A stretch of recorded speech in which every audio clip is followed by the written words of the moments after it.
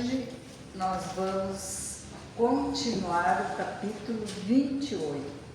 O capítulo 28 é uma coletânea de preces.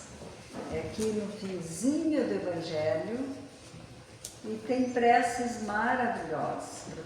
Tudo que a gente quiser tem prece aqui. Então, o item 22 é agradecimento. Na aula, na segunda passada, a Vera falou a prece para resistir uma tentação, né? Então, hoje é agradecimento pela vitória alcançada em resistir uma tentação, que é o capítulo 22. E o capítulo 23 é a prece para pedir um conselho. Então, no 22 diz assim, ó: aquele que resistiu a uma tentação deve ao fato a assistência dos bons espíritos dos quais escutou a voz. Ele deve agradecer a Deus e ao seu anjo da guarda. E o capítulo 24, para pedir um conselho, diz mais ou menos, diz assim, ó: quando estamos indecisos em fazer ou não alguma coisa, devemos antes de tudo responder as seguintes perguntas. Aquilo que eu hesito em fazer pode causar prejuízo a outra pessoa? Pode ser útil para alguém? Se alguém fizesse o mesmo comigo, eu ficaria satisfeito? Se o que desejamos fazer somente interessa a nós mesmos, é conveniente pesar as vantagens e as desvantagens pessoais que isso pode nos acarretar. Então vamos ver o que nós podemos, acrescentar a respeito desses assuntos. Então, item 22. Agradecimento pela vitória alcançada em resistir a uma tentação. Agradecer não deveria ser uma obrigação, deveria ser uma alegria, deveria ser um dever nosso de fraternidade. Paulo de Tarso, que foi o grande apóstolo do cristianismo, no nascimento do cristianismo, ele nos ensinou com relação a Deus. Ele disse assim: dai graças a Deus por todas as coisas. E o ensinamento de Paulo, o que ele enfoca? Enfoca a importância da gente agradecer, o que não é o costume no nosso comportamento. A gente não tem o costume de agradecer. Todos nós gostamos de receber uma gentileza, um carinho, mas na hora de agradecer, parece que o que recebemos, tanto da espiritualidade quanto das pessoas que nos atendem de alguma forma, não, parece que não é mais do que uma obrigação que eles têm para conosco. Gratidão é uma virtude de quem consegue amar e também de quem consegue raciocinar. Ela é uma demonstração de amadurecimento, de maturidade diante da nossa vida. Todas as pessoas que nos fazem bem, que nos ajudam a crescer, são dignos do nosso agradecimento. Agradecer é uma forma de ser feliz. O significado de agradecer é ter reconhecimento de alguma coisa. A gente reconhece que foi ajudado. E para isso, nós temos que entender que a gente obteve uma graça. Para isso, nós precisamos saber valorizar o que recebemos, o alcance desse favor, a beneficência e a benevolência que nós alcançamos. todos nós ainda temos muitas imperfeições e são elas que nos levam ao erro. Para reconhecer que recebemos uma graça, nós precisamos acreditar na capacidade do outro, de nos amar, né? Acreditar que aquela pessoa nos ama a ponto de nos desejar um bem maior, de entender, de estender a mão em algum momento de alegria, de aflição ou de dificuldade. Como é bom quando alguém nos estende a mão, né? Quando nós estamos precisando. Então, nesse momento, também estamos reconhecendo a misericórdia de Deus, que age em nosso favor através de um bem realizado por outras pessoas. Então, nesse momento, Deus também está agindo a nosso favor. Além de reconhecer a capacidade que o outro tem de nos ajudar, também devemos reconhecer a nossa necessidade de ajuda, a nossa condição de necessitado. E para isso nós precisamos ter humildade. Nós precisamos ter humildade para reconhecer que precisamos de ajuda. Quem ainda não conseguiu trabalhar a humildade nas diversas situações da vida, tem grande dificuldade de ser grato. Sempre acha que os outros é que têm que lhe servir, que lhe devem alguma coisa. A pessoa que é grata, ela é humilde e se alegra com o que recebeu, se alegra com a dádiva recebida, demonstrando energia, alegria, satisfação, paz e sensação de vitória. Quando nós conseguimos nos harmonizar e nos organizar diante de uma situação difícil, nós estamos conseguindo sair vitorioso na vida profissional, na vida afetiva, na vida espiritual e na vida emocional. A vitória significa que nós demos um passo adiante na nossa caminhada evolutiva, na nossa caminhada que nos aproxima de Deus e nos torna pessoas melhores. Ter gratidão também é ter aceitação das determinações divinas.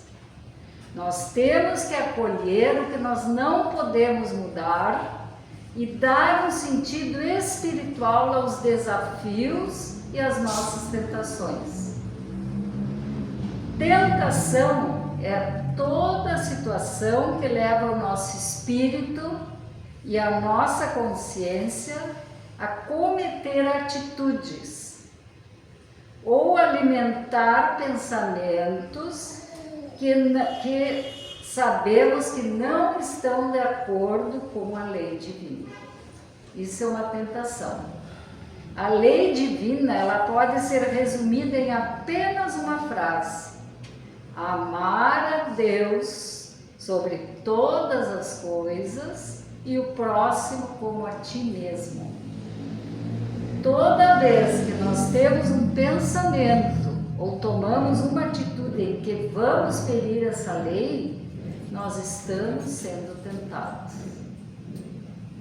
As tentações são inúmeras e muitas vezes também tem pequenas tentações. E as tentações acontecem no dia a dia, na educação dos nossos filhos, o desejo de fazer uma pequena mentira, furar uma fila, estacionar o carro no lugar errado, né? Então, e também existem as tentações como o cigarro, a droga, o álcool, né? A riqueza fácil. Então, quantas vezes nós temos vontade de criticar um colega, de dar uma resposta descortês para alguma pessoa, julgar os outros. Tudo isso é tentação. Quando queremos dar uma resposta, fazer uma crítica que pode constranger o outro, vamos resistir fazendo o que Jesus nos ensinou. Quando alguém te bate na face direita, oferece a esquerda. Se alguém é ríspido conosco, vamos agir de maneira diferente daquele que está sendo ríspido conosco. Vamos educar aquela pessoa. Como que nós vamos educar? Sendo gentil, sendo educado. E quando a gente conseguir isso, vamos agradecer a Deus por ter vencido esse desafio. Também é um desafio quando nós enfrentamos uma doença. Quando nós lutamos pela cura dessa enfermidade e muitas vezes não alcançamos a graça da cura. E apesar disso conseguimos superar. Vamos agradecer também por esse desafio, mesmo que o resultado dele não seja uma vitória aos nossos olhos humanos, que só vem o material. Mas muitas vezes é uma vitória aos olhos da vida espiritual, que vai nos tornar seres humanos melhores. Quando nós temos uma enfermidade, nós devemos perguntar sempre: para que eu estou passando por isso? E no que eu tenho que melhorar? E aceitar com humildade os propósitos de Deus. Então esse item fala sobre agradecimento. Agora o segundo item fala para pedir um conselho. Quando nós estamos indecisos sobre como proceder diante de uma escolha, os espíritos nos advertem. Na dúvida, abstente. O que quer dizer isso? Vamos nos conter e avaliar antes as consequências de cada alternativa para nós e para os outros. Vamos ver as vantagens, os inconvenientes e se isso vai resultar num bem ou num mal. Vamos pedir que o nosso pensamento seja orientado sempre para o bem, visando em qualquer circunstância o nosso aprendizado. O Evangelho nos dá aquele conselho que nós vimos, que eu li ali no início, que diz assim: quando estamos indecisos, ele nos diz que temos que responder essas 3 perguntas. A primeira: aquilo que eu hesito em fazer pode causar prejuízo a outra pessoa? Pode ser útil para alguém? Se alguém fizesse isso comigo, eu ficaria satisfeito? Se o que desejamos interessa apenas a nós mesmos, devemos pensar nas vantagens e desvantagens que essa decisão vai nos acarretar. Podemos também pedir assistência dos espíritos protetores. Às vezes é muito difícil a nossa conexão com Deus.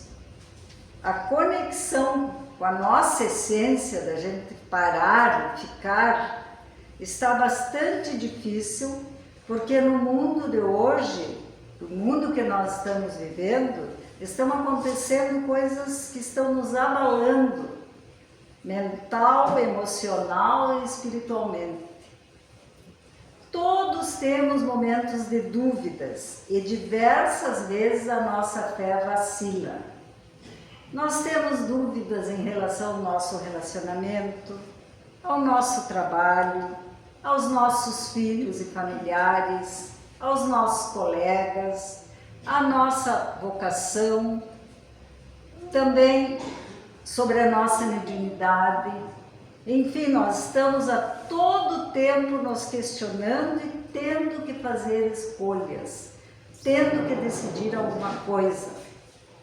Nós poderíamos pensar assim, eu tenho fé que Deus vai fazer o que for melhor para a minha felicidade, Eu não tenho que resolver nada, não preciso resolver nada, não preciso escolher nada, eu rezo todos os dias, sou fiel a Deus, não faço mal a ninguém, eu acho que eu sou uma boa pessoa, então Deus vai me ajudar. Isso aí seria uma forma fácil de pensarmos, mas a nossa fé não é cega, né? E ao contrário dos outros animais que nós conhecemos, nós temos o livre-arbítrio, que é a liberdade de escolha. E o livre-arbítrio está nos mostrando que nós decidimos o caminho a tomar, mas também que nós temos que tomar, que assumir as consequências das nossas decisões, estejam elas certas ou erradas. A nossa vida é um eterno escolher. Desde a hora que a gente acorda, a gente já escolhe a hora que vai acordar. Aí depois a gente escolhe o que vestir, o que comer nas refeições. Se vai sair de casa, a gente decide, vou por esta rua, vou por aquela. Se vamos falar quando não gostamos de algo, enfim, chegam determinados momentos da vida que as escolhas nos apresentam vários caminhos e nós temos que seguir um. E isso muitas vezes tem a ver com o nosso trabalho, com a nossa vida amorosa, com a nossa vida familiar. E várias são as possibilidades.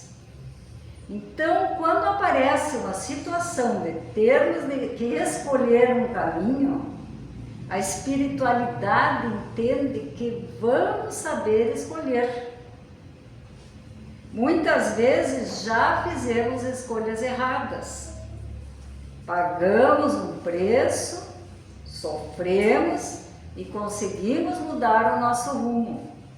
Né? Quanto tempo, quantas encarnações que a gente vem acertando, errando e tentando.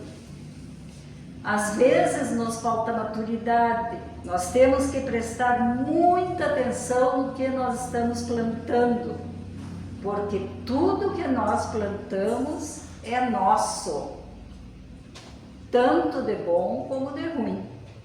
Vamos lembrar sempre que não vivemos sós, e que as nossas ações vão atingir as outras pessoas, tanto para o bem como para o mal. A qualquer momento, cada um de nós tem a possibilidade de reescrever o texto da sua vida, de reelaborar o caminho da sua própria existência. É comum nós ficarmos ansiosos quando temos que tomar uma decisão, porque o procedimento utilizado diante de um acontecimento vai influenciar no nosso desenvolvimento futuro e vai determinar a nossa qualidade de vida, tanto no presente como no futuro. Através da fé raciocinada, do senso crítico,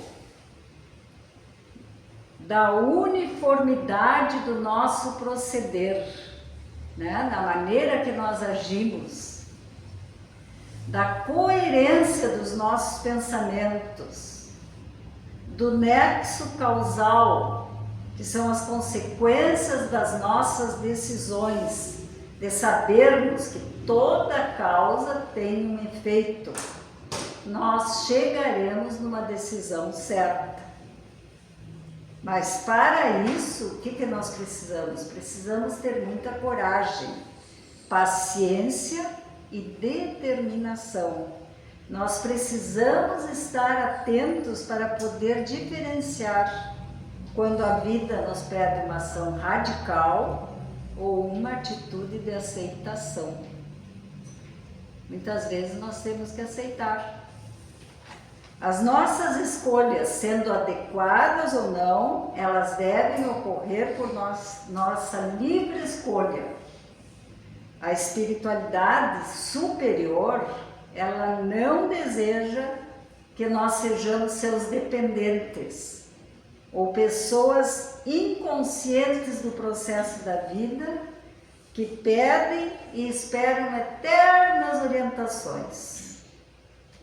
Eles não querem nos transformar em pessoas vacilantes e inseguras.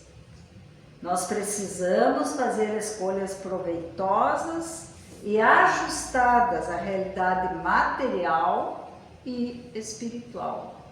Nós temos que ter um meio termo. Quem não toma decisão por si só é inseguro e imaturo. Precisa sempre de uma opinião. Quem não sabe raciocinar é facilmente enganado. E quem não se permite usar o livre-arbítrio, a liberdade de consciência, é um escravo das opiniões alheias. Porque aí sempre vai estar dependendo do que os outros acham.